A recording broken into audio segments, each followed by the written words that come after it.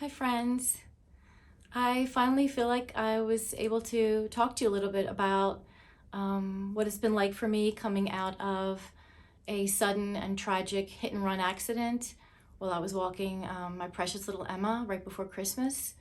As many of you know, Emma was like the little girl I never had, and so this was just so unexpected and a very dark time for me, really. And I wanted to tell you a little bit about where I am with everything.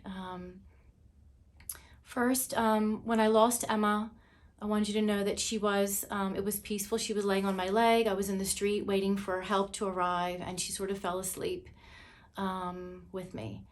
And it was hard not to be able to get her to urgent care, but I realize now that even if I did get her to urgent care, she never would have made it. It just happened so fast. I broke my leg in the accident, and I had to wear a brace and a cast, and I was sort of incapacitated for almost 4 months now, which was hard after being so independent. But I appreciate everybody who helped me in the hospital, the ambulance, just everybody was wonderful. And it was especially a nice and beautiful surprise to see and hear from so many of you, my family, my friends, but supporters.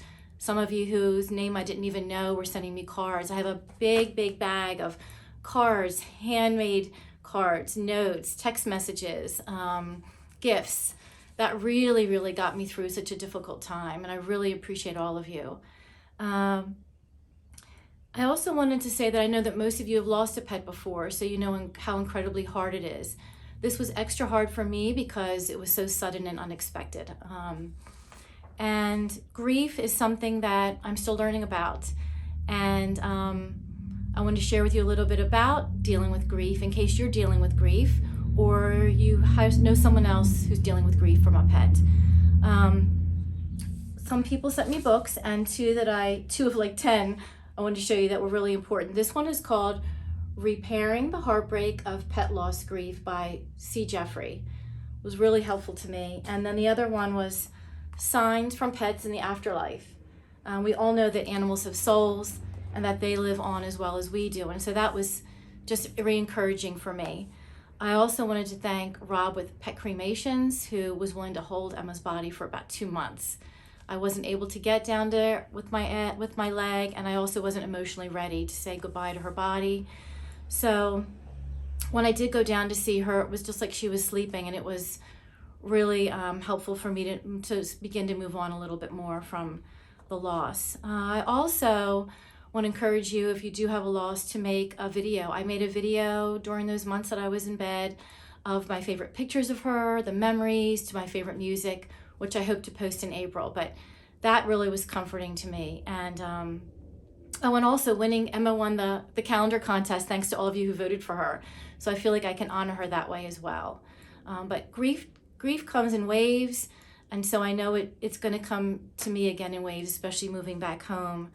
I also wanted to thank and recognize all of our team at Faithful Friends, because while I was recovering and going through my grief, everybody at Faithful Friends continued our life-saving work, holding up the standards of care, loving the animals, and sending me pictures of them and their stories. And it was just wonderful to see that and to keep me going, because really it's having that purpose in life that's kept me going.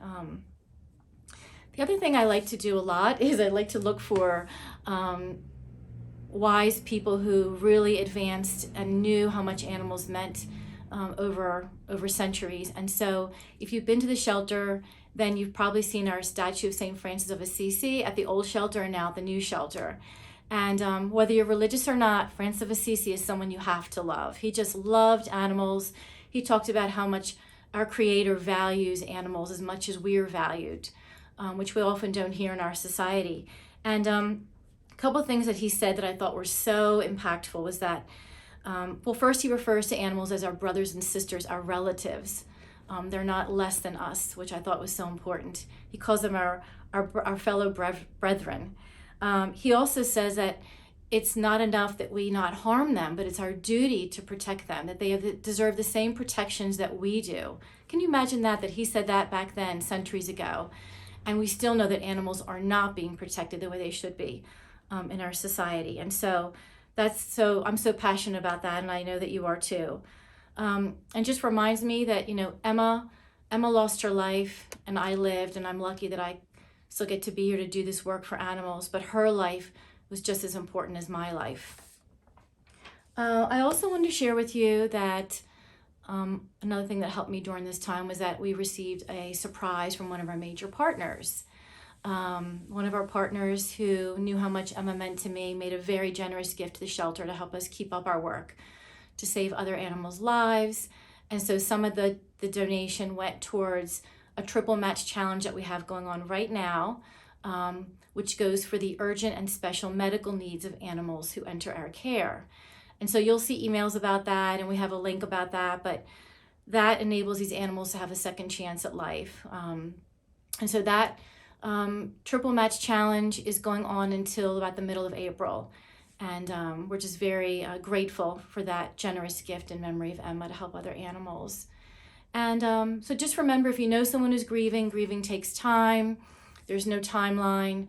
And now with the holidays coming up, whether it's Easter or Passover, or if you're just celebrating time with your family, cherish the time with your family. I hope that you have a safe and also a joyful holiday with your family, both 2- and 4-legged. And I will be back to talk to you again soon.